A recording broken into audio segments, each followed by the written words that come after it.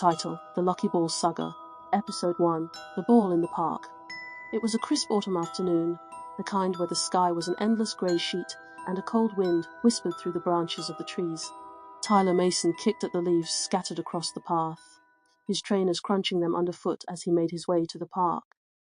He liked days like this, quiet, when the air felt fresh and there were fewer people around. The park stretched ahead of him, a familiar expanse of grass and trees, with a worn path winding through it. He was here almost every Saturday, along with his friends from school. This was their favorite spot, a large park with a massive oak tree in the center, whose branches seemed to reach out in every direction, almost begging the kids to climb up and explore. Today he was the first to arrive, the park unusually empty, the swings gently swaying in the breeze as though someone had just left. Tyler shoved his hands in his pockets, scanning the ground out of habit. He'd been hoping to find a conker or an acorn or anything that might be interesting enough to show his friends, but all he saw were more scattered leaves and clumps of wet grass. It was only as he rounded the tree near the benches that something caught his eye, a flash of color amidst the brown and green. There, nestled among the leaves, was a small red ball. He stopped, bending down to inspect it. It looked oddly out of place, pristine and bright against the dull tones of autumn. Tyler picked it up, feeling the smooth, slightly warm surface in his hands. The ball was perfectly round, not a single scratch or mark on it, as though it had just been pulled from a shop shelf. Huh, Tyler muttered to himself, bouncing the ball lightly on the ground. It had a nice weight to it, not too heavy, not too light, just right. He tossed it up, catching it in one hand, admiring how it seemed to glow even under the overcast sky. Just then he heard footsteps approaching. Turning, he saw Sarah and Mike walking up the path, both wrapped up in scarves and jumpers against the chill. "Oi, Tyler, what have you got there?" Mike called out, his voice echoing in the otherwise empty park. "Found this," Tyler replied, holding up the ball. "Pretty cool, right? Just lying there in the grass." Sarah raised an eyebrow, giving the ball a curious look as she approached. "That's weird, looks brand new." "How come it's just here?" Tyler shrugged. "Dunno, but it's ours now." He grinned, bouncing the ball once more before tossing it towards Mike. Mike caught it easily, giving it a quick inspection before tossing it back to Tyler. "Nice find," he said, nodding. "You always find the good stuff, Tyler." "Yeah, but last time it was just a broken plastic soldier," Sarah teased, nudging Tyler with her elbow. "This one's actually fun." They were soon joined by the others, Ollie, Ben, and Sophie, who came running up the path, chattering and laughing.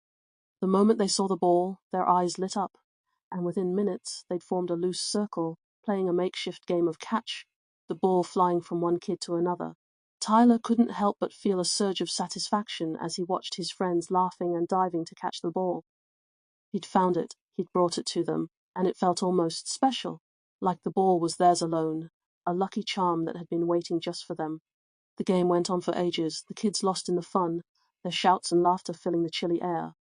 Every now and then the ball would slip out of someone's grasp, bouncing across the grass, but it never rolled too far, almost as if it wanted to stay with them.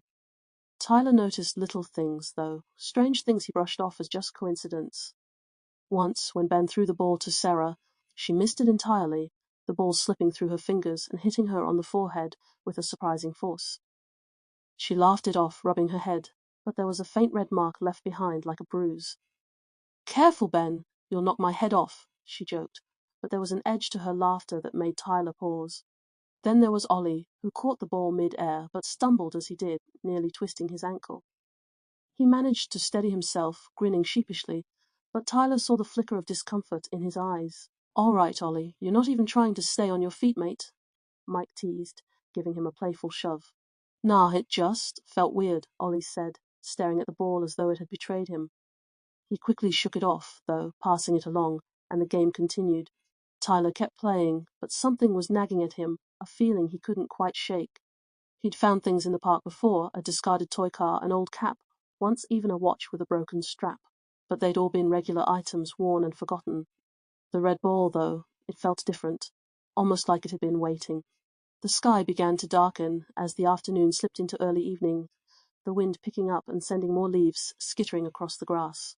Tyler noticed the first few spots of rain, and they all instinctively began heading for their bags and coats, getting ready to leave. He looked down at the ball, considering taking it home with him. But then he hesitated. The strange incidents from earlier lingered in his mind, the way Sarah had been hit, the way Ollie nearly fell. For a moment he thought about leaving it right where he'd found it, but that felt wrong somehow, like abandoning a secret that wasn't his to give away. "Tyler, you coming or what?" Sophie called, her hands stuffed into her coat pockets. "Yeah, just a sec." He glanced back down at the ball, then at his friends, all waiting at the edge of the path. He took a deep breath and let the ball roll out of his hands, leaving it nestled in the grass by the old oak tree. "It'll be here tomorrow," he told himself, turning away from it. And with that, he ran to catch up with his friends, not noticing the faint rustling of leaves as the ball shifted slightly, as though settling in for the night. As they walked home, the group laughed and talked, their breath fogging up in the cold air. The park grew smaller behind them, the old oak tree standing sentinel over the red ball, its branches stretching out like dark, bony arms. No one looked back, and no one noticed how the ball seemed to shine in the dimming light, as though it was watching them go. Tyler barely thought about the ball once he was home. Dinner, a bit of television, and soon enough he was in bed, drifting off to sleep. The ball was a distant memory, a small, curious find on a weekend that was already fading from his mind. But something felt off. He couldn't quite place it, but there was a sense of something lurking just at the edges of his thoughts, something he couldn't quite shake. His dreams were a muddled blur, a mix of familiar faces and strange shadows, of laughter echoing in the dark, and the faint bouncing sound of a ball that seemed to follow him wherever he went. The park, meanwhile, was silent. The wind had died down, the last of the day's lights slipping below the horizon, and in the dark the red ball sat by the old oak tree, still and waiting, a silent presence in the empty field. For hours it lay untouched, as though it had always been there, as though it belonged. But just before midnight there was a subtle shift. The ball moved, not a lot, just a slight roll, as though an unseen hand had nudged it forward. Then it stopped. Minutes ticked by, the silence stretching long and thin, the park bathed in the dim light of a crescent moon. But the ball began to move again, rolling slowly, methodically, almost as if it knew exactly where it was going. It crossed the grass, moving past the swing set, the slide, the climbing frame, its path unnervingly straight and deliberate. As it approached the edge of the park, it stopped again, hovering on the brink between grass and pavement. It seemed to pause, considering, and then, with a final, gentle roll, it crossed onto the pavement, heading down the street that led to Tyler's house. The ball moved slowly, almost lazily, as though there was no rush, as though it knew precisely where it was going and exactly what it wanted. Street by street, corner by corner, it continued its journey, silent and unhurried. By the time it reached Tyler's doorstep, the night was still and quiet, the world asleep. The ball came to a stop at his front door, nestling itself in the corner of the step, as though settling in for a long wait. Morning came, grey and damp, and Tyler's mum called up the stairs, waking him with the smell of breakfast. Groggy and half awake, he dragged himself out of bed, pulling on his jumper as he headed downstairs. He opened the door to let in some fresh air, his eyes still bleary with sleep. But as he looked down, he froze. The red ball sat on his doorstep, bright and gleaming, just as it had been the day before.